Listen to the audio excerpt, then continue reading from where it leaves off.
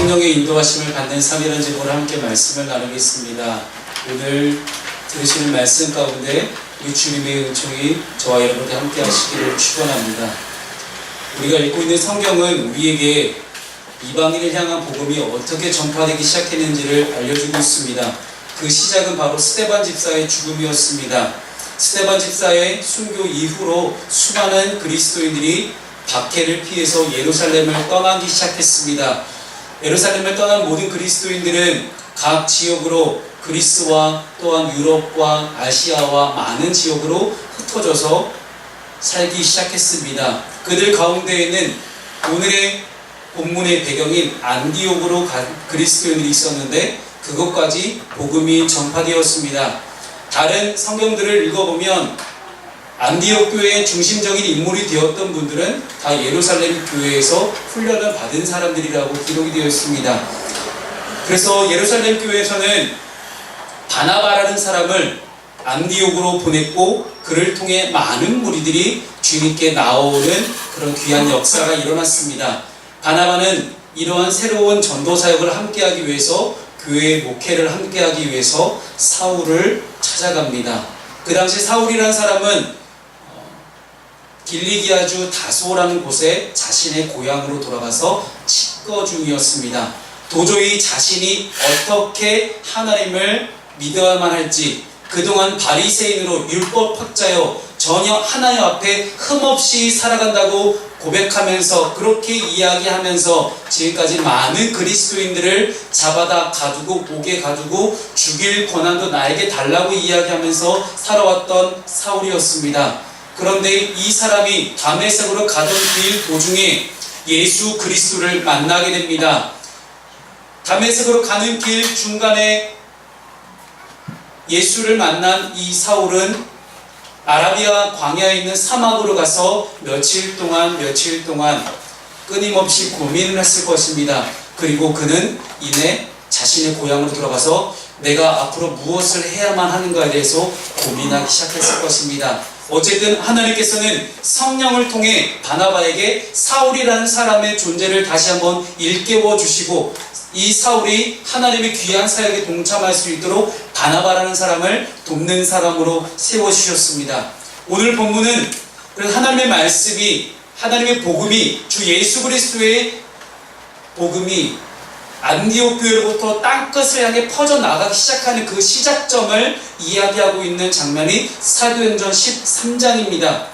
안디옥 교회를 세계 선교의 전초 기지로 사용하시기 위해서 하나님은 그곳에 미리 뛰어난 사역자들을 많이 예비해 놓으셨습니다. 바로 바나바와 나중에 바울로 이름이 바뀌는 사울과 또 오늘 본문 가운데 보시면 1절에 니게르라 하는 시므온과 구레네 사람 루기오 분봉왕 헤롯의 젖동생 마나인 같은 이 3명을 비롯해 바나바와 사울까지 총 5명의 교회 지도자들을 안디옥 교회에 세워주셨습니다. 그리고 그들 가운데 성령 충만함을 입어서 그들 5명 가운데 바나바와 사울을 따로 세우고 그들을 해외 선교사로 파송하기에 이릅니다. 그래서 그들이 갔던 첫 번째 지역이 바로 지금의 키프로스 섬이라고 불리는 부브로라는 그런 섬이었습니다. 부브로의 바보라는 그런 항구에 도착해서 거기서 첫 번째 선교 사역이 시작이 됩니다. 그곳의 총독은 서기오, 지금의 스페인 말로 세르지오라고 불릴 수 있는 그런 이름입니다. 이 총독 서기오 바울이라는 사람이었고 바나바 바울은 바보에서 총독 서기오 바울 앞에 서게 되고 서기오 바울은 지혜 있는 사람이었기 때문에 바나바와 바울을 불러서 하나님의 말씀을 듣고자 했습니다. 그런데 그 총독 서기오 곁에는 유대인 거짓 선지자였던 마술사 바예수라고 하는 그런 사람이 있었고 이 마술사는 엘루마라고 불렸는데 엘루마라는 단어 자체가 마술사라는 그런 뜻을 가지고 있습니다. 그가 바나바와 바울을 대적해서 총독으로 하여금 예수 그리스도의 복음을 믿지 못하게 방해를 합니다. 아마도 마술사 바예수는 이 총독의 보호 아래 많은 사람들을 현혹시키는 그런 마술들을 부리면서 부귀영화를 누렸지 않았을까 생각을 해봅니다. 그런데 만약 이러한 상황에서 이 총독 서기오 바울이 자신의 마술을 믿지 않고 예수 그리스도의 바울로부터 전해진 이런 복음을 믿게 된다면 이내 자신의 부귀영화가 날아갈 것을 두려워해서 그는 끊임없이 바나바와 바울을 방해하기 시작합니다. 복음의 방해자가 나타나기 시작했습니다. 우리가 항상 복음을 전하다 보면 늘 우리에게는 복음의 방해자들이 나타납니다. 우리가 복음을 전하는 부분에 대해서 내가 예수 그리스도로 인하여 성령 받은 사람답게 살아가는 것들을 방해하는 그런 그리스도인으로서 그리스도인답게 살아갈 것들을 방해하는 많은 무리들이 나타나기 시작합니다. 그래서 바울이 성령에 충만해져서 그 바예수를 보고는 모든 거짓과 악행이 가득한 자여 마귀의 자식이요 모든 의의 원수여 주의 바른 길을 굳게 하기를 그치지 아니하겠느냐. 보라 이제 주의 손이 내 위에 있으니 내가 맹인이 되어 얼마 동안 해를 보지 못하리라. 여기서 우리가 알 수 있는 중요한 사실 한 가지가 있습니다. 사울이 다메섹으로 가는 길 중간에 예수 그리스도를 직접 인격적으로 만나고 체험하고 나타났던 그의 고질병, 아마 평생 동안 그를 괴롭혔던 병이라고 이야기하는 안질, 눈에 병이 생겨서 그는 3일 동안 앞을 보지 못하는 상태가 되었습니다. 3일 동안 예수 그리스도를 만나자 그렇게 예수 믿는 사람을 박해했던 자신에게 앞을 못 보는 그런 저주가 내려진 것들을 그는 기억하며 또다시 자신처럼 복음을 방해하는 사람에게 앞을 보지 못하게 하는 그런 저주를 내리고 있는 바울의 모습입니다. 아마도 바울 입장에서는 성령 충만해지자 성령 충만한 마음을 가지고 하나님의 사역을 해나갈 때에 자기가 할 수 있는 부분에 대해서 뭔가를 생각했을 것입니다. 그리고 본인이 안지를 겪고 있었기 때문에 똑같이 안과 질환으로 그를 방해하려고 했던 것 같습니다. 즉시 안개와 어둠이 그를 덮었고 그 마술사는 앞을 보지 못하게 됩니다. 구보로를 첫 선교지를 삼았던 이 바나바와 바울은 그 섬의 최고 권력자였던 총독 서기오 바울을 얻게 되는 놀라운 결과를 얻게 됐습니다. 이런 모든 것이 오늘 본문의 내용입니다만 이 사도행전 13장의 첫 번째 선교 여행이 이렇게 성공적으로 끝날 수 있었던 까닭이 무엇이었을까요? 바로 성령의 인도하심을 받는 삶이었기 때문입니다. 그래서 이 성령의 인도하심을 받는 삶을 살아갔던 바나바와 바울이 어떻게 성령의 인도하심을 받게 되었는지 오늘 본문 1, 2, 3절을 중심으로 함께 말씀을 살펴보기를 소망합니다. 오늘 본문 가운데 배경이 되는 장면은 안디옥 교회라는 곳입니다. 이 안디옥 교회는 어떤 교회였을까요? 첫 번째는 넓은 가슴을 지닌 교회였습니다. 오늘 본문 1절에 보시면 5명의 안디옥 교회 지도자들이 등장을 합니다. 그 지도자들은 너무나 다양해서 우리도 깜짝 놀랄 정도입니다. 보시면 바나바와 니게르라 하는 시므온과 구레네 사람 루기오와 분봉왕 헤롯의 젖동생 마나엔과 및 사울이라. 거의 대부분의 성경학자들이 이야기하는 이 순서는 도대체 뭔가요? 이 순서는 아마도 안디옥 교회 안에서의 직책과 나이나 서열순이라고 보시면 아마도 그것이 가장 타당한 이론일 것 같습니다. 사울이라는 사람이 가장 늦게 예수 그리스도를 믿기 시작했기 때문에 또 나이도 가장 어렸기 때문에 가장 마지막에 쓰지 않았을까라는 것이고, 바나바를 제일 먼저 썼다는 것은요, 그 바나바가 안디옥 교회를 총 책임을 맡고 있는 담임 목사 역할을 했다고 여러분 보시면 되겠습니다. 왜 넓은 가슴을 지닌 교회였을까요? 넓은 가슴을 지녔다는 것은 그 교회가 다양성을 품고 있었다는 사실입니다. 첫 번째는 인종이 다양했습니다. 여러분, 니게르라고 하는 이 단어는요, 피부가 저처럼 좀 까무잡잡한 사람을 같이 니게르를 합니다. 그래서 성경에 나오는 니게르라는 단어 자체가 피부가 까만 사람이라는 뜻을 가지고 있는 것이 니게르입니다. 그렇게 보았을 때 아마도 이 니게르를 하고 있는 이 시몬이라는 사람은 아프리카에서 온 흑인이지 않았을까라는 것이 많은 사람들의 추측입니다. 또한 구레네 사람 루기오라는 사람이 또 등장합니다. 구레네라는 곳은 실제로 어떤 사람도 구레네라는 곳이 어디인지 알 수가 없습니다. 지금의 세계 지도에도 옛날 성경의 지도에도 구레네라는 지역에 대해서 자세하게 위치를 소개하는 그런 곳은 없습니다. 하지만 많은 사람 추측을 하기로는 구레네 사람 시몬이 예수 그리스도의 십자가를 메고 갔던 것을 기억하실 겁니다. 그렇게 보았을 때 이 구레네가 북아프리카의 한 항구 도시였음을 사람들은 짐작하고만 있을 뿐입니다. 어쨌든 니게르는 흑인이었고 구레네는 북아프리카였고 유대인도 있었고 각종 다양한 많은 인종들이 모여 살고 있던 도시가 안디옥이라는 곳입니다. 그렇게 인종이 다양했기 때문에 많은 사람들이 교회에 들어와서 함께 신앙생활을 했음에도 불구하고 그들은 서로가 서로를 포용하며 함께 배려하며 함께 잘 교회 생활을 했음을 우리는 보게 됩니다. 두 번째는 친분이 굉장히 다양했음을 보게 됩니다. 여러분, 헤롯의 젖동생이라고 표현되어 있는 마나엘이라는 사람이 등장을 합니다. 이 헤롯의 젖동생은 헤롯과 함께 자라난 사람이다. 즉 헤롯 안티파스라는 그 당시 이스라엘 땅을 다스리던 분봉 왕들이 4명 있었습니다. 그 분봉 왕 4명 중에 한 명이 헤롯 안티파스인데 이 헤롯 안티파스의 젖동생으로 추정이 됩니다. 말 그대로 헤롯 안티파스의 젖동생이라는 것은 왕가라는 거예요. 왕족이지만 왕위 계승 서열 순위에서 밀려난 사람입니다. 어떻게 보면 여러분들이 만약에 헤롯 안티파스라고 하면 여러분의 가장 친한 젖동생이지만 이 친구가 나에게는 가장 위협적인 존재가 될 수가 있다는 이야기입니다.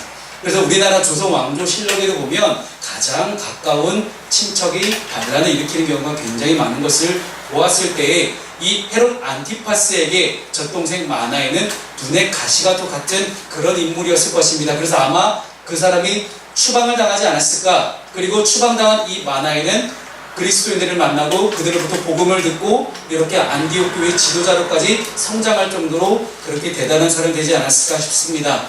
세 번째는 은사가 다양한 곳이 안디옥 교회입니다. 오늘 보시면 안디옥 교회에 선지자들과 교사들이 있으니 라고 설명을 하죠. 선지자라는 것은 무엇입니까? 하나님의 뜻을 받아서 대언하는 사람들이 선지자입니다. 그리고 교사는 우리가 지금 현재 알고 있는 교사 가르치는 사람과는 조금 다른 의미의 교사로 사용되었습니다. 그 당시 초대교회에서 교사라고 하는 직책은 사람들에게 단순히 말씀을 가르치는 그런 직책이 아니라 그 당시 말씀을 가르치는 직책은 거의 12사도를 비롯해서 7 집사 같은 그런 사람들을 통해서 말씀 선포가 이루어졌지만 그 당시 교사는 거의 대부분의 교회의 목회와 행정과 치리를 같이 함께 담당하던 사람들이 바로 교사였습니다. 즉 교회의 지도자들을 말하는 것이 교사입니다. 이렇게 많은 은사를 가지고 있었고 네 번째는 연령이 굉장히 다양했습니다. 5명의 지도자들을 언급하면서 이 리스트를 쭉 보면요, 나이 순으로 바나바부터 제일 젊은 바울까지 기록을 하고 있습니다. 오늘 한국교회를 바라볼 때 한국교회 선교의 최대 장애물은 과연 무엇일까요?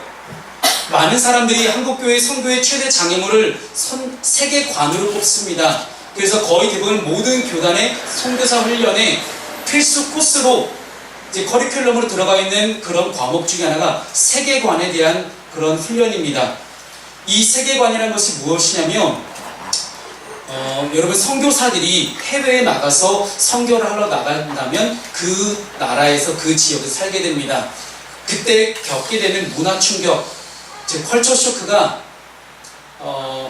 심하게 좀 과장돼서 표현하시는 분들의 표현까지 빌리자면 우리 가족, 가족이 죽었을 때의 10배라고 이야기합니다.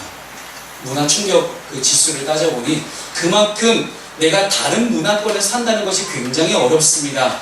남자와 여자가 만나서 결혼해서 살다 보니 얼마나 싸울 일이 많습니까? 서로가 맞지 않는 부분을 가지고 굉장히 많이 부딪힐 경우가 많습니다. 그런데 같은 나라 안에서도 이렇게 서로 다른 집 안에서 자라났는데도 이렇게 힘든데 다른 나라에서 다른 문화권에서 살게 되면 얼마나 힘들겠습니까? 그런데 우리는 어떻습니까? 한국 교회가 지금까지 선교를 하면서 가장 힘들었던 부분은 내 기준으로 그 선교지에 있는 사람들을 바라본다는 것입니다. 즉 자민족 중심주의로 우리는 세계를 바라보고 있었음을 거부할 수가 없게 됩니다. 우리 민족, 우리 도시, 우리나라는 그 표현 속에는 우리 가족, 우리라는 그 표현 속에 들어가 있는 중심 사상 생각들은 거의 일종의 편견과도 같은 것들을 우리는 보게 됩니다. 한국 선교를 위해 이 조선이라는 나라를 위해 이 조선이라는 나라를 복음화시키기 위해 태평양을 건너서 목숨을 걸고 선교를 하러 왔던 수많은 선교사들이 있었기에 지금 한국교회에 놀라운 부흥이 일어날 수가 있었습니다. 세계의 모든 교회, 기독교계에서 연구 자료로 삼는 것이 바로 이 대한민국 조선의 기독교의 부흥입니다. 정말로 기독교를 굉장히 늦게 받아들인 나라임에도 불구하고 현재는 전 세계적으로 가장 큰 부흥을 이뤄낸 그러한 나라가 바로 대한민국이기 때문입니다. 그런 것이 어떻게 가능했을까요? 자민족 중심주의, 내가 백인 우월주의를 떨쳐버리고 정말 낮은 자리에서 예수 그리스도의 마음을 가지고 섬겼던 수많은 선교사들이 있었기 때문에 가능했습니다. 아마도 그 시작이 안디옥 교회가 아니었을까 생각합니다. 그들이 나 잘났네 하고 살아갔으면 아마 안디옥 교회는 선교 중심적인 교회, 그리고 그리스도인이라는 그 단어가 처음 생겨난 것이 안디옥 교회라는 것들을 우리가 기억해 보았을 때 아마도 안디옥 교회가 그렇게 하나님께 쓰임받기 어려웠을 것입니다. 하지만 안디옥 교회는 인종이 다양했고 친분이 다양했고 은사가 다양했고 그리고 연령이 다양한 사람들이 함께 모여서 함께 선교적인 그런 목표를 위해서 열심을 다했던 그런 교회가 바로 안디옥 교회였습니다. 이런 교회가 우리 푸른숲 교회가 되기를 소망합니다. 두 번째, 안디옥 교회는 열린 귀를 들을 줄 아는 그런 귀를 가진 그런 교회였습니다. 2절에 보시면 주를 섬겨 금식할 때에 성령이 이르시되 내가 불러 시키는 일을 위하여 바나바와 사울을 따로 세우라 하시니, 안디옥 교회처럼 선교하는 교회가 되고 성령 충만한 교회가 되려면, 성령의 인도하심을 받는 교회가 되려면 어떻게 해야 될까요? 바로 하나님의 음성을 들을 수 있어야만 합니다.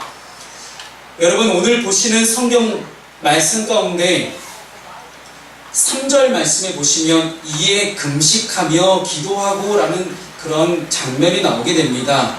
그런데 2절에도 보니 주를 섬겨 금식할 때에 라는 단어가 2절 3절 연거푸 금식한다는 단어가 나오고 있습니다. 그런데 그 앞에 보시면 2절의 앞부분에 주를 섬긴다, 주를 섬긴다는 것이 봉사하는 걸까? 서비스를 뜻하는 걸까? 뭘까요? 그 당시 주를 섬긴다는 표현을 초대교회에서 사용할 때는 거의 대부분 예배를 드린다는 표현이 가장 많습니다. 우리가 주님을 어떻게 섬길 수 있겠습니까? 서비스. 우리가 예배를 가리켜 영어로 워십 서비스라고 이야기하는 것처럼 서비스, 봉사하고 섬긴다는 것을 우리가 예배를 드린다는 것을 뜻합니다. 즉 안디옥 교회에서 예배 시간이 되었습니다. 우리처럼 지금 예배를 드리고 있습니다. 주님을 예배할 때에 그들이 금식하며 하나님께 예배했음을 보게 됩니다. 왜 그들이 금식을 했을까요? 왜 금식을 했을까요? 여러분, 금식을 보통 금식할 때는 하나님의 뜻을 분별하기 위해서 금식을 많이 합니다. 하나님의 뜻이 무엇인지 궁금할 때 우리는 금식을 많이 합니다. 금식을 해서라도 하나님께 간절한 마음을 가지고 내 몸을 비록 굶는다 할지라도 간절한 마음으로 주님의 뜻을 구하며 찾을 때 우리는 금식을 합니다. 이들도 하나님의 뜻을 분별하기 위해서 금식을 했습니다. 보시면 하나님의 음성을 듣는 교회였기 때문에 이 안디옥 교회 5명의 지도자들도 하나님의 음성을 들으며 살아갔을 것입니다. 하나님의 음성을 들었는데 그것이 분별이 안 됩니다. 분명히 하나님의 뜻이 전달이 된 것 같은데 그 하나님의 뜻이 도대체 정말로 우리를 향한 어떤 뜻인지 분별이 안 되기 시작하니 그들이 금식을 하기 시작합니다. 금식하며 예배할 때에 그들은 하나님의 뜻이 분별되는 것들을 많이 경험했을 것입니다. 오죽하면 안디옥 교회의 사람들을 그리스도인이다, 즉 예수 그리스도를 추종하는 사람들이다 라고 그렇게 불렀을까요? 그만큼 독한 사람들이었을 거죠. 위대한 전도자 바울의 시작은 이런 안디옥 같은 성령 충만한 교회였습니다. 지금 우리에게도 이렇게 놀라운 영적인 일들이 일어나기 위해서는 성령 충만이 가장 최우선 과제임을 우리는 부인할 수가 없게 됩니다. 오직 성령으로 충만하셔서 하나님의 음성을 듣고 하나님의 음성을 들었을 때 그것이 분별이 안 되니 금식하며 예배하며 끊임없이 하나님께 기도하며 부르짖으며 하나님의 뜻을 분별하기 위해 애쓰는 사람, 그런 애쓰는 사람들이 모이는 그런 교회 공동체, 그 공동체가 바로 성령 충만한 공동체일 것입니다. 여러분, 미션, MISSION이라고 불리는 이 미션이라는 영어 단어의 성경적인 정의를 보게 된다면 오늘 본문이 말하고 있는 하나님이 불러 시키는 일, 즉 그리스도인들에게 사명이라는 것은 하나님이 불러 시키는 일, 그것이 바로 사명에 대한 성경적인 정의가 될 수 있을 것입니다. 그래서 이 안디옥 교회에는 금식하며 예배하며 부르짖으며 하나님께 성령 충만으로 나아갈 때 성령의 음성이 들리니 내가 새로운 사명을 너희에게 주겠다. 너희가 안디옥 교회에서 지금 잘 신앙생활을 하고 있지만 이제는 내가 너희들에게 또 다른 일을 맡길 것이다. 또 다른 임무를, 미션을 맡길 것이니 그것을 위해서 바나바와 사울을 따로 세워달라고 이야기하는 것입니다. 바나바와 사울을 따로 세우라. 여러분, 이 따로 세우라는 것을 이야기할 때에 편가르기가 아니라 따로 세운다는 것은 그들에게 새로운 직책을 임명하는 것을 말합니다. 새로운 직책을 임명한다. 아마도 안디옥 교회 담임 목사였던 이 바나바는 처음에 길리기아주 다소에 살고 있던 사울을 끄집어냈던 사람이 바로 바나바였습니다. 아마도 바나바의 평소의 모습을 본다면 본래 그 사람이 성령이 충만했던 사람이요, 또한 바나바는 이름 자체가 위로의 사람이라는 것을 가지고 있을 때에 이 위로의 사람이었던 바나바는 어떻게 하면 내 머릿속에 떠오르는 사울을 함께 세울 수 있을까를 고민했을 것입니다. 그래서 자신의 고향으로 돌아가서 칩거해 있던 사울을 불러냅니다. 그리고 그를 하나님의 세계 선교 역사에 등판을 시킵니다. 그리고 그 시작점이 바로 안디옥 교회였습니다. 하나님께서는 바나바에게 성령 충만을 더하셨고 바나바에게 성령의 음성을 들려주셨습니다. 성령의 음성을 듣자 전혀 생각지도 못했던 그 당시 우리를 핍박했던 사울이라는 사람이 떠오르기 시작한 것입니다. 사랑하는 성도 여러분, 부디 저와 여러분께 성령 충만하게 되기를 축원합니다. 성령 충만할 때에 내가 감당할 수 없는 사람까지도 감당하게 되는 것들을 우리는 경험하게 될 것입니다. 대략 130년 정도 전에 1883년에 선교사로 헌신하기로 결단했던 사람이 있습니다. 그 사람의 이름은 언더우드와 아펜젤러입니다.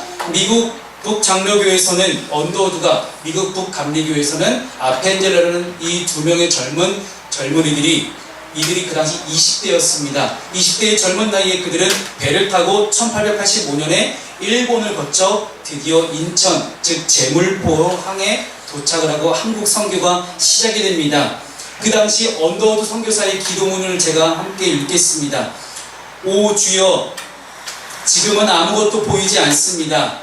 보이는 것은 고집스럽게 얼룩진 어둠뿐입니다. 어둠과 가난과 인습에 묶여있는 조선 사람뿐입니다. 조선의 마음이 보이지 않습니다. 그리고 저희가 해야 할 일이 보이지 않습니다. 그러나 주님, 순종하겠습니다. 겸손하게 순종할 때 주께서 일을 시작하시고 그 하시는 일을 우리들의 영적인 눈이 볼 수 있는 일이 있을 줄 믿나이다. 지금은 우리가 황무지 위에 맨손으로 서 있는 것 같사오나, 지금은 우리가 서양 귀신 양귀자라고 손가락질 받고 있사오나, 저희들이 우리 영혼과 하나인 것을 깨닫고 눈물로 기뻐할 날이 있음을 믿나이다. 지금은 예배당도 없고 학교도 없고 저 경계와 의심과 멸시와 천대함이 가득한 곳이지만 이곳이 머지않아 은총의 땅이 되리라는 것을 믿습니다. 주여, 오직 제 믿음을 붙잡아 주소서. 성령 충만하여 주님의 음성을 들었던 언더우드와 아펜젤러, 이 두 사람이 지금까지도 한국 선교 역사에 이름을 남길 정도로 하나님의 사람이 될 수 있었던 것은 하나님의 음성을 들으며 살아가기 때문입니다. 마지막으로 세 번째, 안디옥 교회는 순종하는 발을 가진 교회였습니다. 여러분, 성령 충만하려면 어떻게 되는지 아십니까? 순종해야 성령 충만할 수 있습니다. 성령님께서 내 안에 내주하고 싶으셔도 이 녀석은 내가 아무리 이야기해도 얘는 듣지 않을 놈이네? 그러면 성령님께서 들어오고 싶어하지 않으십니다. 오늘 본문 3절에 보니 이에 금식하며 기도하고 두 사람에게 안수하여 보내니라. 정말로 너무나 즉각적으로 순종하는 모습을 보이는 교회의 모습입니다. 여러분, 로마서 10장 15절 말씀에 보내심을 받지 않았으면 어찌 전파하리요? 기록된 바 아름답도다 좋은 소식을 전하는 자들의 발이여 함과 같으니라. 여러분, 그 발이 우리의 발이 되기를 소망합니다. 즉각적으로 순종하고 움직일 수 있는 발걸음이 저와 여러분의 발걸음이 되기를 소망합니다. 여러분, 순종이 정말 중요합니다. 오죽하면 순종의 제사보다 낫다라는 그런 말씀이 있겠습니까? 우리는 헌신할 때, 하나님께 헌신하며 나아갈 때 우리 가운데 먼저 순종할 준비가 되어 있기를 소망합니다. 그런데 우리 속마음은 어떻습니까? 하나님, 제가 성령 충만하게 소망합니다. 성령 충만해서 은혜 받고 구원받고 축복받고 하나님 잘 먹고 잘 살고 싶습니다. 하나님 어떤 말씀하십시오. 제가 다 하겠습니다. 그런데 하나님이 우리 기준으로 볼 때 너무 무리한 요구를 하세요. 하나님 이건 좀 그런데요? 그럼 이건 어떠냐? 하나님 이것도 좀 대신 하나님 이건 좀 어떠세요? 제가 이렇게 대충 이렇게 했으니 이 정도만 하면 하나님 성령 충만을 해주실래요? 자꾸만 하나님과 우리 마음속으로 타협을 하고 있는 우리 자신들의 모습들을 보게 됩니다. 사랑하는 성도 여러분, 하나님께는 타협이 없습니다. 하나님께는 오직 즉각적인 순종만 있을 뿐입니다. 그 즉각적인 순종이 바로 성령 충만으로 이어질 것입니다. 복음은 흘러가야 하고 교회는 세워져야만 합니다. 낯선 땅 부브로라는 그런 새로운 섬에 가서 그들이 복음을 전할 때 얼마나 두려웠을까요? 아마도 바나바와 바울은 로마의 식민지였던 그 구브로라는 섬에 가서 총독 앞에서 대놓고 복음을 이야기하면서 얼마나 두려웠을까요? 여러분, 인간적으로는 참 두려운 것이 복음을 전하는 일들입니다. 그리스도인답게 사는 것도, 내가 떳떳하게 크리스천으로 사는 것도 참 두려운 일입니다. 세상에 얼마나 우리를 못 살게 구는지요. 참 살기 어려운 곳이 바로 이 세상인 것 같습니다. 하지만 우리가 성령 충만하다면 오직 주님의 말씀에 순종할 준비가 되어 있어서 주님이 어떤 말씀을 하시는지 그대로 살아갈 준비를 한 채 우리가 함께 주님만을 모시고 내 삶의 주인으로 모시고 살아가게 된다면 결국 우리에게 주어지는 것은 성령 충만일 것입니다. 인자가 온 것은 우리를 구원하러 오시기 위함이라고 성경은 우리에게 기록을 합니다. 이 반석 위에 교회를 세우겠다고도 말씀하셨습니다. 그 반석은 곧 성령 충만이었습니다. 내가 든든한 기반과 내가 든든한 지지대 위에 서 있기를 바라십니까? 여러분, 정말로 가장 든든한 반석과 기반과 지지대는 성령 충만임을 믿으시기 바랍니다. 말씀을 마치겠습니다. 성령 충만해서 안디옥 교회는 선교사를 파송했습니다. 선교사들이 성령 충만해서 사역을 하기 시작합니다. 아마도 바나바와 바울 입장에서는 첫 번째 영적 전쟁이었던 이 구브로라는 섬에서 영적 전쟁을 이제 시작을 할 때 어떻게 해야 될지 아마 두려웠을 것입니다. 하지만 이 모든 영적 전쟁의 승패가 누구에게 달려있는지를 그들은 분명히 알고 깨달았습니다. 왜냐하면 본인들이 성령의 인도하심을 따라 성령의 음성을 듣고 성령 충만함으로 자신들이 따로 세움을 받고 파송을 받았기 때문에 오직 성령의 충만함만이 승리하는 힘이며 능력임을 그들은 알고 있었습니다. 우리는 이제 추석 명절을 맞이하게 됩니다. 추석 명절에 가족과 친척들을 만났을 때 참 기분이 좋은 사람도 있겠지만 정말로 내가 만나기 꺼려지는 그런 사람들도 있습니다. 근데 우리의 싸움은 혈과 육이 아니요 라고 분명히 이야기하고 있습니다. 성경의 가르침을 우리가 믿는다면 지금 당장 내 눈앞에 보이는 눈에 가시와도 같은 그런 사람을 바라보며 내가 마음 상해에서 영적 전쟁에 실패하는 것이 아니라 그 속에 담겨져 있는 분명한 영적 전쟁의 원리를 알고 오직 성령 충만함으로 이 명절 전쟁에 승리할 수 있는 저 여러분 되기를 소망합니다. 우리 자매님들 축복합니다. 명절 승리하십시오. 함께 기도하겠습니다. 사랑의 하나님 감사드립니다.